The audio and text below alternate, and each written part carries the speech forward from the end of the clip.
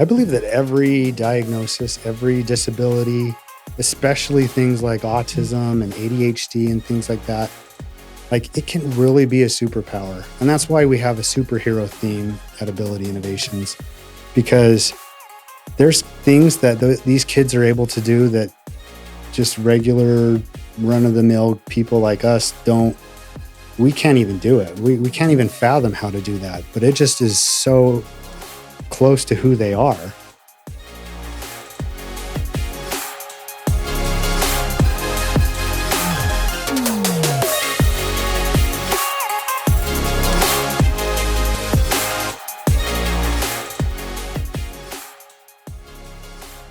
Hello, everyone. Welcome back to another episode of Therapy Unmasked. This is probably going to be our best episode ever because it's just me and Nick today. And we're just ad-libbing. Yeah. We had a pretty cool guest that was kind of come on this morning, but she ended up falling ill. So this is Plan B, but I think Plan B is actually pretty cool because today we're going to be talking all about developmental milestones that your kids should be hitting on their own. So I'll go ahead and turn the time over to Nick and he'll just dive right into this. Yeah. So this is one of my favorite parts of when I was in school too, of learning about the developmental milestones. And I hadn't had children yet. And so I didn't really have like a foundation, but it was extremely helpful when I was having my kids and they were growing up and being able to see like these developmental milestones and how they progress and where they're supposed to be at. There's something that I think most parents are like, they've heard about, they're cognizant about because you get it from your doctor, right? The doctor says, hey, is your kid doing this? And are they doing this? And by this age, I would expect them to be doing these kinds of things. And so we see some of that in the doctor's office and things like that. But as therapists, we're relying really heavily on these like developmental milestones, and especially here at Ability Innovations, because we're very developmental. Like the reason why we do play-based and everything is because it's part of the development of children and it's part of that developmental progression that they have. And so we're just going to dive in and talk a little bit about these milestones and why they're important and how we address them, and then maybe some tips and tricks for parents. This document that we have here is all about, it's an early childhood development chart. And we get this from a few of our assessments that we do. They have different versions of this, but it goes through like each part of their lifespan. So it'll go like birth to 3 months and what we're looking at in there, up from 3 to 6 months, and then 6 to 9 months and all of that. And we see a lot of these things like, is your kid able to hold their head up? Do they track your face when you're looking at them? When you present food to them, like even if it's like breastfeeding, when you present that to them, are they responding to it? Are they turning their head to it? Those kinds of things. So we look at all of those things, but some of the more, I think, interesting ones are ones when kids are toddlers and we really start to hone in on what they're doing as toddlers. And I think for the speech side, it's really interesting because the speech people are looking at like how many words is your kid saying? Mm-hmm. And what would you guess by age 2? How many words should a kid have? Yeah. They should have at least 20, but we're looking at like 500. See, I'm not a parent, so I'm not. Yeah. And so you don't really have right. You don't really have anything to tie that to, and the speech people can correct me because I might be a little off on the number, but a lot of times by age 2, like we're looking at like, they should have hundreds of words in their repertoire. Mm-hmm. And they may not be able to use all of those consistently, but they should be saying about 100 or 300 words or 500 words or something like that. And so if they've only got like around 20, then we're like, okay, we need to work on this. Mm-hmm. Like, and what is it that's holding them back from this word acquisition? And some other things are, we see a lot of kids in the clinic that they're coming in because they weren't crawling or they haven't been able to, like, we'll see infants that haven't been able to roll over from side to side. And the parents are like, I don't know what to do with this. Is this something I should be worried about? And we have something on the website, right? Of developmental charts. We have converted this whole chart that Nick is holding here onto the website. And I can link that in the show notes so you can kind of follow along. Yeah, and this kind of stuff, this is based in research. And this is the go-to for parents that are curious about like, when is this supposed to happen, and should I be worried about this? Because if a kid is not rolling over and you see other kids about their same age and they're just able to like roll over and scoot on their belly or something like that, and you're like, well, my kid still isn't even rolling over. Should I be concerned? And the answer is yes. Yeah. Because if there's holes or there's pauses in any of this developmental sequencing, then parents should be concerned, because usually normal development doesn't take pauses like that.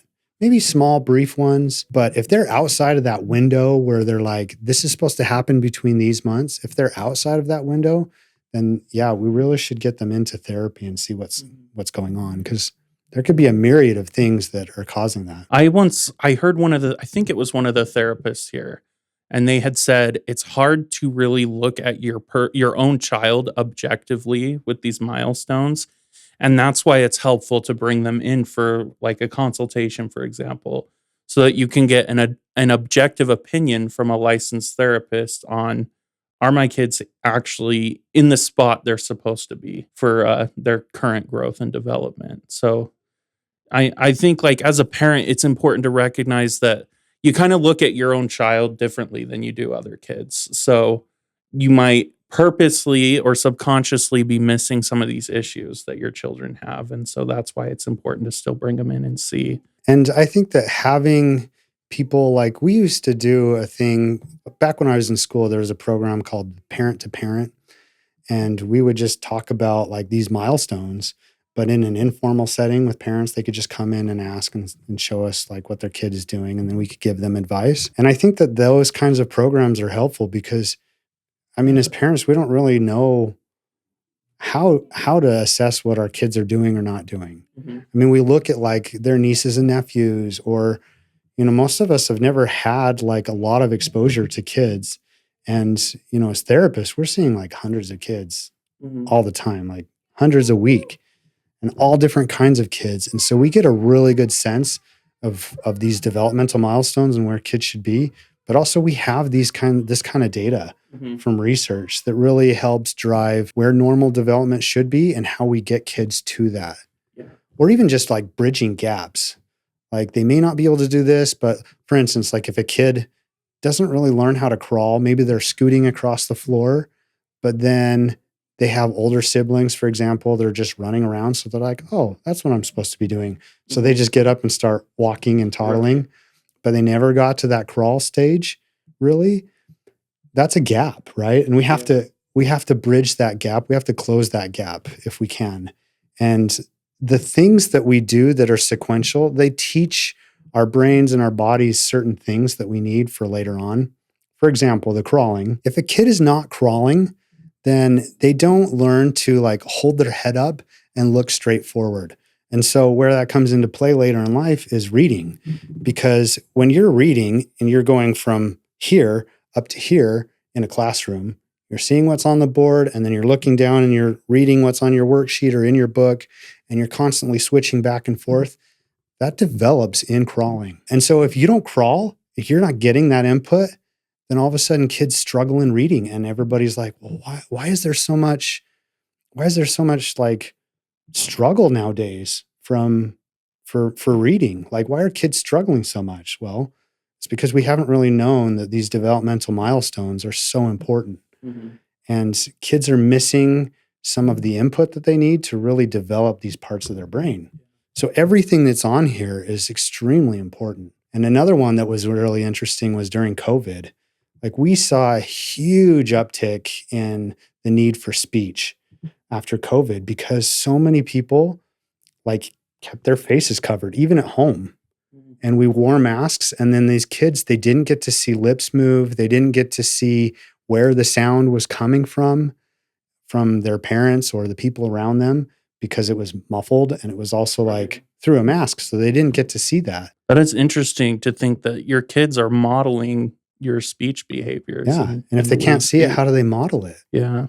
Getting that input or getting that modeling to be able to produce the sounds and move your mouth in a certain way to produce language.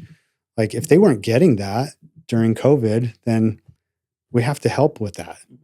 We have to give them the stimulation like they would have had back then. We see a lot of that. There's also a lot of social skills too that happened during that time.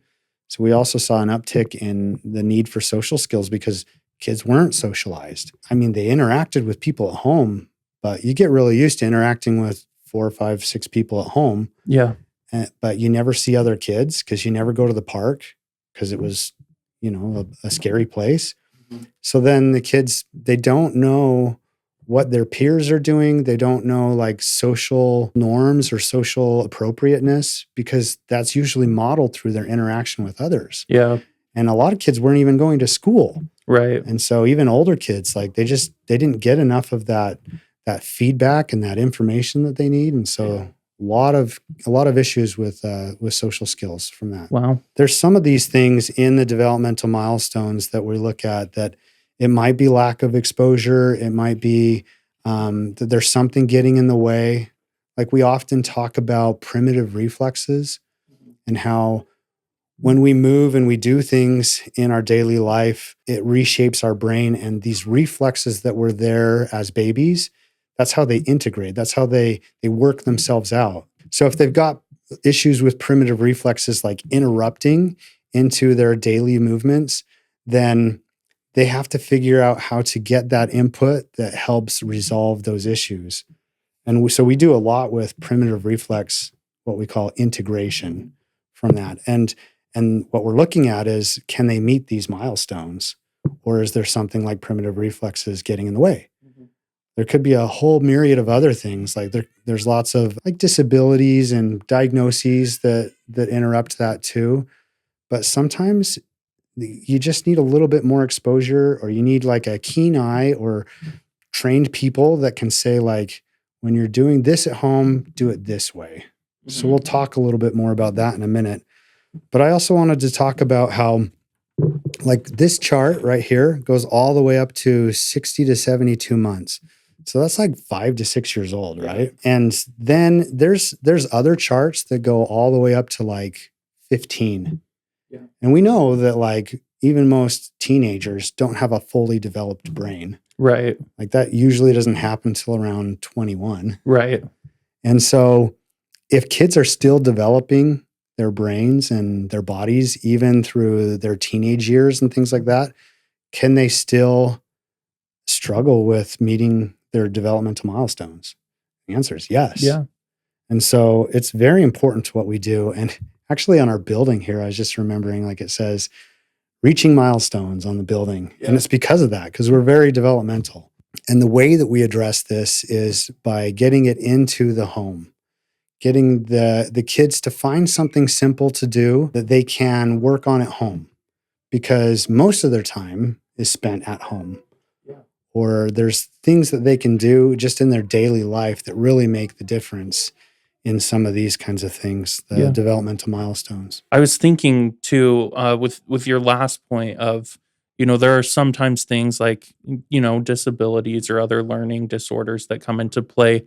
When I was growing up, and even when I was in college, a lot of people would tell me that they didn't know if autism was real, or like if it was just like some kind of made up disease. But like I've learned, since that, autism is a spectrum, and that a lot of things fall under that. And these are actual like learning disabilities and challenges that these kids face. People think like, oh, my kid doesn't have this issue or this issue because that didn't exist when I was younger. The reality is it did exist. It just we weren't just as informed. Yeah, maybe we just didn't have a name to it either. Right.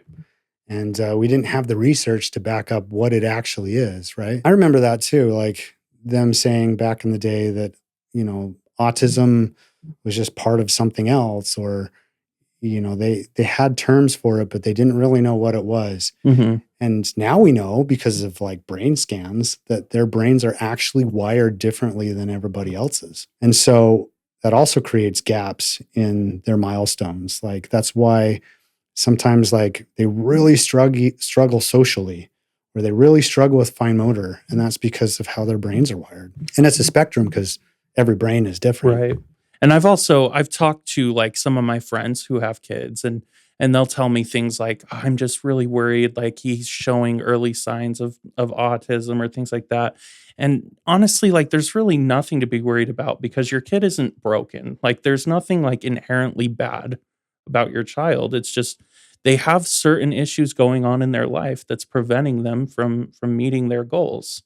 And that's why there are places like Ability Innovations that exist to help those kids meet their goals and stay on track with their growth and development. Yeah, exactly. I believe that every diagnosis, every disability, especially things like autism and ADHD and things like that, like it can really be a superpower. And that's why we have a superhero theme at Ability Innovations, because there's things that these kids are able to do that just regular run of the mill people like us don't.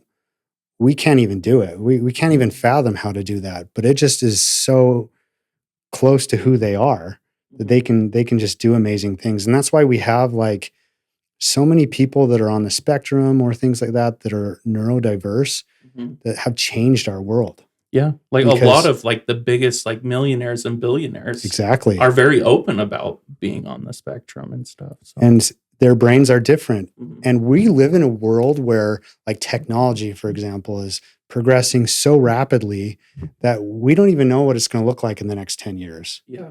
Like we just started with AI. Mhm. But in 10 years, where is AI going to be? I'm talking about artificial intelligence, Yeah, not ability not ability innovations. innovations. We make that mistake a lot. But yeah, I mean, we don't know if we can actually prepare the kids for tomorrow because we don't know what tomorrow's going to look like. Right. Things are progressing so rapidly that we know that we need kids that think differently, that can address problems as they arise. And so we're starting to gear things like education and skill sets towards these abilities to adapt. Mhm. And the amazing thing is a lot of these kids that have disabilities like autism, or I would say even like Down syndrome or ADHD or anything like that, like they have the ability to adapt because they've had to. Like that's just part of who they are. Yeah. And so they're actually more able to adapt than most of us are because we just do our thing day in and day out. And they're constantly having to adapt and do things differently. So I don't feel like we should ever make them feel inferior. Yeah. But I do feel like there's a lot of things that can really like enhance what they're able to do. Right. And that's why we focus on things like milestones. Because there's a lot of things that if they can do this, they can access more in the world. Yeah. Right. Especially like social skills. Like we're going to need that. And it's not always important. Like you can have zero social skills and still be successful in the world. I could name off a few people that are like that. Yeah. We probably know some people like that. But at the same time, they usually gravitate towards certain professions that they don't need as much of the social skill part. They're very Right. technical and they can do those kinds of things. And they produce amazing things in the world. Yeah, I've since I've worked here, I've always thought like Ability Innovations isn't about like fixing who you are, it's about embracing who you are as a person and as a child. And I love how you've created this whole superhero theme here, like these are these children's superpowers and like these kids are not broken. These kids are good kids. They just, like everyone on in this world, they just have issues and problems that they need help with. And don't And we that's why all? we're here, right? Yeah. And Yeah. so like there's places for them, like Ability Innovations. And there's ways that we can enhance what they're able to do and sometimes even find new abilities that they didn't know they had. Yeah. And that's the difference too between just normal therapy where we say like they need rehabilitation. And that means that they need to learn something over again. Mhm. Like they used to be able to do it. But we focus really heavily on habilitation, Yeah. which means they're learning it for the first time. It's hard to get insurance companies to To understand see it that that part way. Yeah. because most of therapy is so focused on rehab. Yeah. And even like occupational therapists and physical therapists, like whenever you say that, people think, oh, that's rehab. They're Right. rehab professionals. Right. Like, oh, my child broke his leg and needs to learn to walk again. Right. Like And that's so, what comes to mind, but it's so much deeper than that. but what about the kids that are learning to walk? Yeah, for the first time. Yeah, that's habilitation. And that's where these milestones really come into play. Like they need to learn to do some of these things, maybe not all of them, but they need to learn to do as many of them so that they can access the world around them. Yeah. And so I was going to talk a little bit before we end about some of the things that you can do at home as parents to really look at and enhance these kinds of things. Well, the one thing that we always talk about is play with them. That is how kids learn. And we often get parents that say like, no, my kid just needs to work on this. They need to sit at a table and just buckle down and work.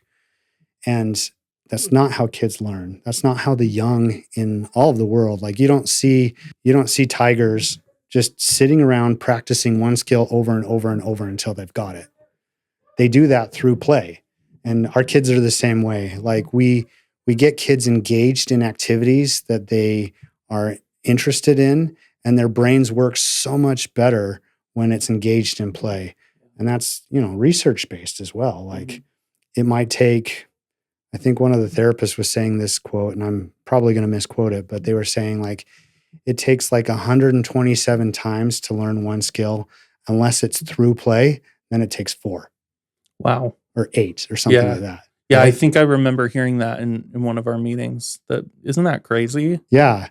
And that's just how our brains work. That's how everybody's brain works. Well, it makes sense too, because if you enjoy what you're doing, you're gonna, get familiar with it more. Yeah. And so I think that's the key to a lot of this. A lot of the reaching milestones kinds of things are, can we do this in a way that the kid loves it, that they love doing what they're doing, and they're going to learn it because they're engaged in something that is meaningful and purposeful to them. And the other thing that I would say with parents is get familiar with this chart. Like go on our website, find milestone charts on the internet. Like you can search that on like Pinterest and things like that. And you can find these things and look up where your kid is at. And then you get this list of like bullet points of my kid should be able to do this. My kid should be able to do this. It's like, for example, if we're saying we've got like a 2-year-old, no, let's do a 4-year-old. So we say like in this section, which is cognitive, that they should be able to retell a story from a picture book. If you just sit down with them and you just read through a picture book, then maybe they can do it, maybe they can't. But what if you read through a picture book with them and then you dressed up as the characters and you retold the story through like doing a play or a role play? Like that would be so much more engaging and the kids would love it, especially if it's a story that they know. Kind of like if you're reenacting Frozen with your kid, it's going to go a lot further than just reading a book. Yeah. And then other things on here like, can they dress themselves completely? Maybe not like tying shoelaces and things like that, but can they put on a shirt? Can they put on their socks and shoes? Can they do, easy buttons on their clothes, like their shirts or their pants or things like that? They should be working on those kinds of things. And we think, well, yeah, they get that opportunity like at least twice a day, dressing and undressing. But it's so much more engaging when they're doing that with a doll or a stuffed animal. Or I even had kids that they tried to put Barbie clothes on a dinosaur. And I thought that was great. And it's silly and fun, but they were actually working on these skills of using their hands to do a dressing activity. And it may not be on them, but it's engaging in a way. And so on top of just the normal, I get dressed 2 or 3 times. Well, 4-year-olds sometimes get dressed 9, 10, 12 times a day because they change their clothes once they learn how to do this. If you're my niece, it's like a different princess outfit every 10 minutes. And those things are fun. So they get that, but then also they can be working on the same skills involved by putting clothes on a dinosaur. Or we have a kiddo here that she has a service dog, or she had a service dog, and she would put costumes on the service dog. And dress the dog up. And I thought that was great because it was super fun for him. Yeah. So any way that you can make this more engaging and silly or something that they're doing with you, it's going to go a lot further. And I think another tip that I would share with parents is that it needs to go across different settings. And that's what we call like generalization. So, like if they are doing these kinds of activities, maybe not dressing, but if they were working on like drawing and coloring and scribbling and things like that, if they do that at school and they do that at home and they do that at grandma's house and they do that in the car and they do that at therapy, it goes so much further than just saying, this is our drawing time and we only do this like at school. Like we'll let the school worry about that. Right. That's good. Better is that it's in several places. Right. And best is that, we give them those opportunities all the time. Like I tell parents, there's like little doodle boards or magna doodles or boogie boards that you can just slip in your purse and you can take it everywhere with you. Mm-hmm. And anytime that your kid is bored, hand them the doodle pad and they're coloring and drawing and scribbling and doing all those things. But it's something that is engaging to them, but in a fun way. But also they get repeated exposure over and over and over. Right. And that's also how our brains work. Those are the kind of tips that I would say is make sure that it's fun and engaging and playful. Make sure that you're doing it over lots of different times and settings throughout the day. And then also making sure that it's in lots of different forms. So you don't just have to work on the thing that's on here. You can also work on the skills involved in those activities. So like if it's dressing, like we talked about, like they could be dressing a dog or a dinosaur, not necessarily on their person, but they're still working on the same skills, right, even though it's not on their person. Yeah. So, yeah, that makes sense. Well, thanks for throwing that all together last minute. Kind of came together. Yeah. Well, I mean, Nick does do this for a living, so it's kind of up in his brain, and he's one of the best, so we appreciate it. But we'll go ahead and wrap up then.